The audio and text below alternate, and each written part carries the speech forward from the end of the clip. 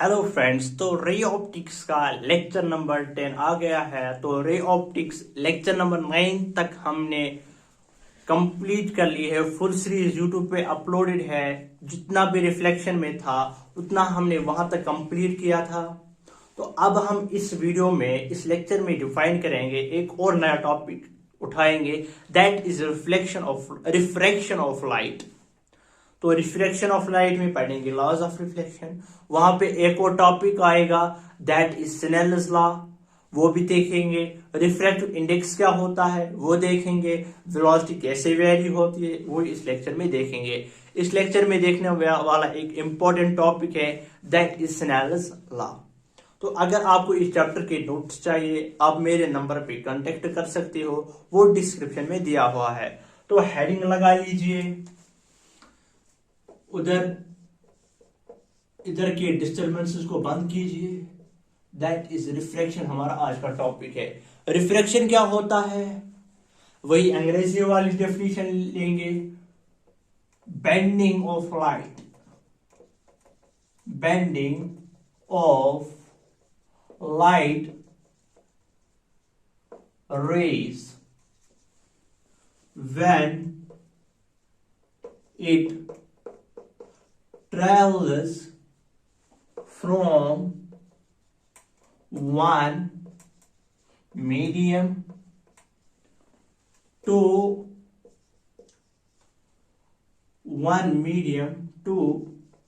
another medium। One medium to another medium जाएगा, bend भी हो जाएगा, लेकिन जब डिफरेंस होगी, डिफरेंट इन ऑप्टिकल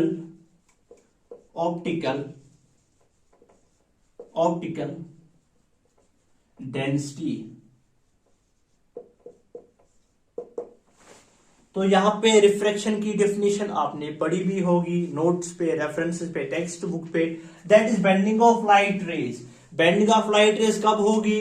जब रे ट्रेवल करेगी from one medium to another medium, लेकिन तब करेगी जब डिफरेंस किसमें होगी?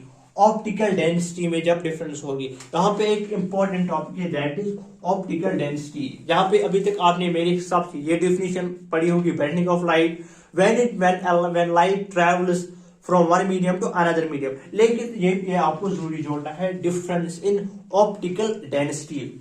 इसका मतलब क्या है? लाइट रेज ट्रेवल्स, अगर लाइट रे ट्रेवल करेगी स्लोअर, अगर लाइट धीमे धीमे चलेगी तो इसमें क्या होगा? इसमें ऑप्टिकली डेंसर मीडियम होगा, ऑप्टिकली डेंसर मीडियम होगा। अब अगर लाइट रेज, यही लाइट रेज ट्रेवल फास्टर। अब अगर लाइट रेज ट्रेवल फास्टर करेगी, that means optically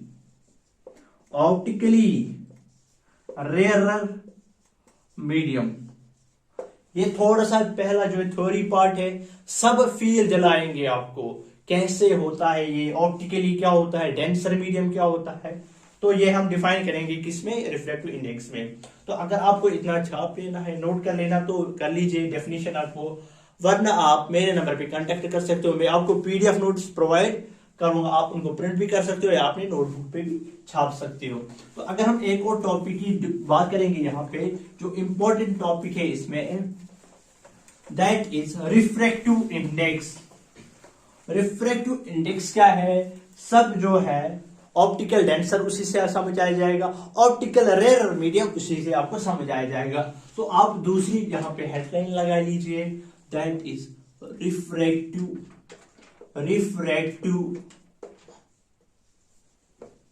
index. Refractive index हम डिनोट करते हैं म्यू साइन से। अगर म्यू हम देखेंगे, म्यू किसके बराबर होता है? Mu is equal to c by v. ये डेफिनेशन आपको ऐसा फील दिलाएगी ऑप्टिकल डेंसर मीडियम क्या होता है, ऑप्टिकल रेयरर मीडियम क्या होता है, और कैसे लाइट फास्टर जब स्लो होती है तो डेंस मीडियम होता है, रेयर जब फास्ट होती है तो रेयर मीडियम होता है। तो ये सी क्या है, इसमें सी इसमें है speed of light, speed of light. अब ये वी क्या है, वी भी स्पीड ऑफ लाइट है, यहां पे आप वेलोसिटी ऑफ लाइट कह सकते हैं, ये भी वेलोसिटी है, ये भी speed of velocity of light है, वेलोसिटी ऑफ लाइट। पर चूंकि हम दो मीडियम की बात करेंगे, ये स्पीड ऑफ लाइट होगी, ये एक मीडियम होगी, ये स्पीड ऑफ लाइट होगी किस मीडियम में, एक मीडियम में, रेयर मीडियम में, ये होगी of velocity of light of that medium. तो यहां पे अगर आप देखोगे म्यू चूंकि कांस्टेंट है, mu is inversely proportional to v. अगर म्यू ज्यादा होगा वेलोसिटी कम होगी, जितना ज्यादा रिफ्रैक्टिव इंडेक्स होगा, जितना ज्यादा रिफ्रैक्टिव इंडेक्स होगा उतनी कम वेलोसिटी होगी, जितना ज्यादा रिफ्रैक्टिव इंडेक्स होगा उतनी ज्यादा वेलोसिटी कम होगी उस मीडियम में। अगर वेलोसिटी कम होगी मीडियम में, तो जब वेलोसिटी कम होगी तो जो ऑब्जेक्ट है वो धीरे धीरे मूव हो जाएगा, दैट मीन्स वहां पे डेंसिटी ज्यादा होगी, मीडियम डेंसर होगा, ऑप्टिकली डेंसर होगा। तो अगर यहां पे हम बात करेंगे, अगर वेलोसिटी हाई होगी, अगर वेलोसिटी हाई होगी उस मीडियम में, उस लाइट की वेलोसिटी हाई होगी, दैट मीन्स ये कम होगा, जितना रिफ्रैक्टिव इंडेक्स कम होगा उतनी ज्यादा वेलोसिटी होगी। अगर रिफ्रैक्टिव इंडेक्स ज्यादा होगा, देखो अगर हम यहां पे बात करेंगे, अगर हम यहां पे एयर की बात करेंगे, एयर म्यू, एयर के लिए अगर हम देखेंगे, एयर के लिए सी इज इक्वल टू 3 × 10⁸। अब जो मीडियम है, हम एक मीडियम लेंगे एयर और दूसरा मीडियम फिर से लेंगे एयर। अब इसमें कितनी वेलोसिटी ऑफ लाइट है एयर में या वैक्यूम में, दैट इज 3 × 10⁸। ऑब्जेक्ट इस मीडियम से जाएगी फिर से इसी मीडियम में आएगी, दैट मीन्स यहां पे भी क्या है, speed of light same, that is यहां पे भी क्या होगा 3 × 10⁸। तो म्यू कितना हमें मिल गया, म्यू हमें एयर के लिए, रेयर मीडियम के लिए 1 है। अब अगर ग्रेटर देन 1 होगा, अगर ग्रेटर देन म्यू 1 होगा तो वेलोसिटी ऑफ लाइट कम होगी और डेंसिटी बढ़ जाएगी, डेंसिटी बढ़ जाएगी। अगर हम यहां पे बात करेंगे, छी छी छी छी सर गंदा, बोर्ड गंदा कर लिया। तो अगर हम यहां पे बात करेंगे, अगर हम यहां पे ग्लास मीडियम लेंगे, ग्लास मीडियम की जो रिफ्रैक्टिव इंडेक्स होती है दैट इज 1.5। 1.5 किसका होता है, ग्लास का। That means 1.5 is equal to c by v. अगर हम v देखेंगे, v is equal to c by 1.5। अब ये ग्रेटर देन 1 होगा, वेलोसिटी कम होगी, वेलोसिटी कितनी कम होगी, दैट इज 1/1.5 टाइम्स कम होगी, किससे, स्पीड ऑफ लाइट से। देखो ये वेलोसिटी ऑफ दैट मीडियम है, तो अब वेलोसिटी कितनी कम होगी, 1.5 टाइम्स स्पीड ऑफ लाइट से कम होगी। That means in glass medium जब स्पीड ऑफ लाइट कम होगा तो ग्लास क्या होगा, ग्लास डेंसर होगा। तो जितना ज्यादा रिफ्रैक्टिव इंडेक्स उतनी ज्यादा मीडियम डेंसर होगा, उतनी ज्यादा वेलोसिटी कम होगी। अब मिसाल के तौर पर यहां पे एक और एग्जांपल लेंगे, अगर किसी मटेरियल का refractive index mu is equal to 3 होगा, म्यू इक्वल्स टू 3, अगर हम यहां पे इसको वैल्यू सब्स्टिट्यूट करेंगे, दैट इज 3 इक्वल्स टू सी बटे वी। वी किसके बराबर आ जाएगा, सी डिवाइड बाय 3। यहां पे अगर वैल्यू सब्स्टिट्यूट करेंगे 3 10⁸ डिवाइड बाय 3 कैंसिल हो जाएगा, तो वेलोसिटी कितनी बन गई, वेलोसिटी बन गई 10⁸। तो यहाँ पे आप देख सकते हो स्पीड ऑफ लाइट कितनी है, एक्चुअली स्पीड ऑफ लाइट कितनी है 3 × 10⁸ जब हमने इसको किसी रिफ्रैक्टिव इंडेक्स किसी मीडियम में डाला जिसका रिफ्रैक्टिव इंडेक्स 3 है, तो इसकी वेलोसिटी कितनी कम हो गई, बाई 3 टाइम्स, 3 टाइम्स कम हो गई, 3 से डिवाइड हो गया, तो 3 टाइम्स कम हो गया स्पीड ऑफ लाइट से। तो यहाँ पे आपने एक और पॉइंट सीख लिया, जितना ज्यादा रिफ्रैक्टिव इंडेक्स होगा उतनी वेलोसिटी कम होगी, उतना मीडियम डेंसर होगा। तो ये जो है रिफ्रैक्टिव इंडेक्स हमें यही देता है कि कितना ज्यादा वेलोसिटी कितनी होगी। अगर ज्यादा वेलोसिटी होगी तो ऑप्टिकली रेयर मीडियम होगा, अगर कम वेलोसिटी होगी ऑप्टिकली डेंसर मीडियम होगा। आप पहले इतना नोट कर लीजिए, पॉज करके नोट कर लिया, छाप लिया। अगर हम यहाँ पे जो है केसेस कर लेंगे, that is very important cases है कि कहां पे रिफ्लेक्शन चेंज होती है, कहां पे अगर कैसा मीडियम होगा तो रिफ्लेक्टेड रे क्या कहां से होती है। अगर हम यहाँ पे केस एक लेंगे, केस हम यहाँ पे लिखेंगे, ले लेंगे, आप हेडिंग लगा लीजिए केस। अगर हम पहला केस लेंगे, पहला केस अगर हम लेंगे, अगर ये रेयर मीडियम होगा, ये डेंसर मीडियम होगा, ये रेयर होगा, ये डेंसर होगा, तो म्यू इसका जो है ग्रेटर देन म्यू डी। तो अगर यहां पे म्यू 1 लेंगे, ये म्यू 2 लेंगे, mu 2 is greater than mu 1। तो जितना ज्यादा जो है, जितना ज्यादा रिफ्रैक्टिव इंडेक्स होगा उतना डेंसर मीडियम होगा। तो अगर ये लाइट रे होगी, एंगल ये हम यहाँ पे नॉर्मल ड्रा करेंगे, ये हम नॉर्मल, अगर ये एंगल थीटा बना लेती है, अगर डेंसर मीडियम में रिफ्लेक्शन होगी, अगर डेंसर मीडियम में रिफ्लेक्शन होगी तो रिफ्लेक्टेड रे टुवर्ड्स नॉर्मल होगी। दूसरा केस अगर हम यहां पे लेंगे, अगर यहां पे एक नॉर्मल हम ड्रा करेंगे, अगर ये डेंसर होगा और ये रेयर होगा, अगर डेंसर मीडियम से रेयर मीडियम की तरफ लाइट आ जाएगी, तो यहां से अगर लाइट आ जाएगी तो यहां पे अगर स्ट्राइक करेगी, तो यहां पे अगर ये रेयर होगा, ये यहां पे अवे फ्रॉम द नॉर्मल होगी, एंगल ऑफ इंसिडेंस। अगर हम यहां पे तीसरा केस लेंगे, दो केसेस में ना तो टुवर्ड्स नॉर्मल होगी ना तो अवे फ्रॉम द नॉर्मल होगी। देखो मैं यहां पे क्या कहना चाहता हूं, अगर ये एक जो है सरफेस होगी, एक लाइट रे आ जाएगी, फिर वो या फिर ये रेयर हो या डेंसर हो, तो ये स्ट्रेट है, तो ये यहां से रिफ्लेक्ट होती जाएगी। तो अगर हम दूसरा केस लेंगे, और किस केस में जो है, दो केसेस में ना तो अवे होगा ना तो टुवर्ड्स होगा नॉर्मल। अगर यहां से होगा, ये एक मीडियम है म्यू 1 और ये दूसरा मीडियम है म्यू 2। अगर म्यू 1 इक्वल्स टू म्यू 2, ये तभी होगा जब mu 1 equals to mu 2। Angle of incidence is equal to angle of reflection. तो ये चार केसेस थे, इसमें आप पहले इन चार केस को अच्छी तरीके से रफ पे बना लीजिए, नोटबुक पे बना लीजिए। अगर नहीं बनाना हो तो आप मेरे नंबर पे कांटेक्ट कर सकते हैं, मैं आपको नोट्स प्रोवाइड करूंगा, आप उससे जो है पढ़ सकते हो और वो नोटबुक पे लिख सकते हो। पॉज करके नोट कर लीजिए, इसको पॉज करके नोट कर लिया, छाप लिया, इसको मिटा दिए, इसको बढ़िया। अब हम एक और इंपॉर्टेंट टॉपिक की तरफ जाएंगे, that is called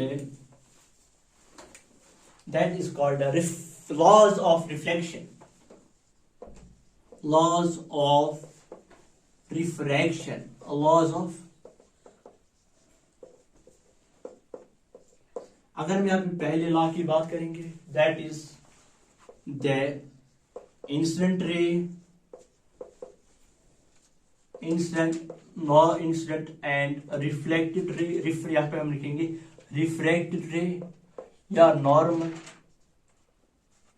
lie on same plane. तो ये पहला लॉ है। पहला लॉ क्या कहता है, the incident ray, refracted ray and normal lie on same plane at point of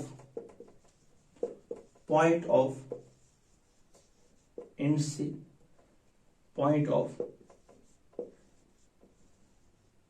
incidence. आप पहले लॉ को नोट कर लीजिए, क्योंकि जो दूसरा लॉ है वो थोड़ा जगह ज्यादा लेगा। अगर हम दूसरा लॉ यहाँ पे डिस्कस करेंगे, that is important law, that is Snell's law. Snell's law अगर हम यहाँ पे एक डायग्राम लेंगे, यहाँ पे एक डायग्राम लेंगे हम, ये मीडियम 1 है, ये मीडियम 2 है, म्यू 1 म्यू 2 ऑप्टिकल डेंसिटी है। तो यहाँ पे अगर मैं एक नॉर्मल ड्रा करूंगा, यहाँ पे एक नॉर्मल ड्रा करूंगा और यहाँ पे एक नॉर्मल ड्रा करूंगा। अगर मैं यहाँ पे एक रे लूंगा, ये एंगल बना लेती है angle of incidence, it is towards this, ये एंगल ऑफ रिफ्लेक्शन। और यहाँ पे सेम अगर मैं थोड़ा सा ब्रॉडर लूंगा एंगल ऑफ इंसिडेंस, तो ये एंगल ऑफ रिफ्लेक्शन बन जाएगा। और अगर मैं यहाँ पे थोड़ा सा ऐसे लूं, तो ये बन जाएगा एंगल ऑफ इंसिडेंस, ये बन जाएगा एंगल ऑफ रिफ्लेक्शन। तो जब बहुत सारे साइंटिस्ट ने ट्राई की थी, तो इसमें कोई रिलेशन ऐसी नहीं मिलती थी एंगल ऑफ इंसिडेंस और एंगल ऑफ रिफ्लेक्शन में। सिनेल्स लॉ क्या कहता है? सिनेल्स लॉ कहता है sine of I divide by sine of R equals to sine of I1 divide by sine of R1। यहाँ पे हम लिखेंगे I1 R1 I2 R2 I3 R3। तो ये equal to sine of I2 divide by sine of R2 is equal to sine of I3 divide by sine of R3। ये होता है constant, it is constant. ये Snell's law हमें बोलता है। तो इसमें एक और यहां पे इसने दिया था, इस इक्वेशन से इसने कहा था sine of I divide by sine of R is equal to mu 2 divided by mu 1, mu 2 divided by mu 1। अगर हम यहाँ पे इसको थोड़ा सा यहाँ पे इरेज कर लेते हैं, इसको यहाँ पे थोड़ा सा आप इस डायग्राम को थोड़ा सा पीछे ले जाकर पॉज करके थोड़ा सा रिवाइंड करके इसको डायग्राम को फिर से बना लीजिए। तो इसके बाद आप लिख लीजिए यहाँ पे साइन ऑफ, यहाँ पे हमें क्या मिल गया था, sine of I divide by sine of R equals to mu 2 divide by mu 1। तो यहाँ पे अगर हम इसको मल्टीप्लाई करवा देंगे, यहाँ पे हमें मिल जाएगा mu 1 sine of I equals to mu 2 sine of R। यहां पे हमने इसको खाली मल्टीप्लाई करवा दिया, mu 1 into sine I mu 2 into sine R। तो यहां पे हमें ये रिलेशन मिल गई, it is for a given pair of medium. तो ये सिनेल्स लॉ कहता है sine of I1 sine divide by sine of R1 sine of I2 divide by sine of R2 sine of I3 divide by sine of R3, ये जो है constant होता है। और फिर जो केस सेकंड है, इसमें इसने कहा था sine of I divide sine of R is equal to mu 2 divide by mu 1, refractive index of second medium divide by refractive index of first medium. इसको अगर हम यहाँ पे थोड़ा सॉल्व कर लेते हैं, तो यहाँ पे इसको हमने इसके साथ मल्टीप्लाई करवा दिया और इसको इसके साथ मल्टीप्लाई करवा दिया। आप पहले इसको पॉज करके नोट कर लीजिए। इसमें एक क्वेश्चन देखते हैं, एक बढ़िया सा क्वेश्चन, पॉज करके इसको नोट कर लीजिए। पॉज करके नोट कर लिया, सिनेल्स लॉ को छाप लिया अपनी नोटबुक पे, ये बहुत इंपॉर्टेंट टॉपिक है। अब सिनेल्स लॉ पे एक इंपॉर्टेंट क्वेश्चन कर लेते हैं, एक इंपॉर्टेंट क्वेश्चन कर लेते हैं। इंपॉर्टेंट क्वेश्चन एक कर लेते हैं। सिनेल्स लॉ, सिनेल्स लॉ हमें क्या इक्वेशन मिल गई थी, that is mu 1 sine of I equals to mu 2 sine of R। ये हमें इक्वेशन मिल गई थी। यहां पे एक क्वेश्चन अगर हम देखेंगे, यहां पे एक क्वेश्चन अगर हम देखेंगे, दिस इज द नॉर्म। यहां पे एक इंसिडेंट रे है और ये रिफ्लेक्ट होके यहाँ से जाती है। यहाँ पे इसका जो है रिफ्रैक्टिव इंडेक्स 1 दिया हुआ है, इसका रिफ्रैक्टिव इंडेक्स √3 दिया हुआ है, इसका एंगल दिया हुआ है 60 डिग्री, और आपको निकालना है find the angle of reflection, find angle of reflection, angle R आपको निकालना है। आप पहले इसको खुद से ट्राई कर लीजिए, पॉज करके ट्राई कर लीजिए, पॉज करके खुद से ट्राई कर लिया। चलिए इसको देखते हैं इसका क्या आंसर आता है। तो यहाँ पे अगर हम इसका म्यू ए नाम देते, इसका म्यू बी नाम देते, तो इक्वेशन क्या बन जाएगी, इक्वेशन बन जाएगी mu a sine of i equals to mu b sine of r. Mu a का वैल्यू दिया हुआ है, म्यू ए का वैल्यू है इक्वल्स टू 1, म्यू ए का value equals to 1 into sine i कितना दिया हुआ है, angle of incidence that is 60 degree, mu b का वैल्यू भी गिवन है that is √3 sine of r. तो 1 into sine 60 that is sine 60, और साइन 60 का वैल्यू होता है that is √3/2 is equal to √3 sine of r. √3 से √3 गया तो साइन ऑफ आर इसके बराबर हमें मिल गया, sine of R is equal to 1/2। और साइन ऑफ आर का 1/2 कब होता है, जब आर का वैल्यू हमें कितना मिलता है, R is equal to 30 degree. तो ये टुवर्ड्स आप है, तो ये एंगल हमें कितना मिल गया, 30 डिग्री। तो आज की लेक्चर हम इसी वक्त समाप्त करते हैं। तो नेक्स्ट लेक्चर के लिए, तब तक के लिए पढ़ाई करते रहिए, तब तक के लिए ऑल द वेरी बेस्ट।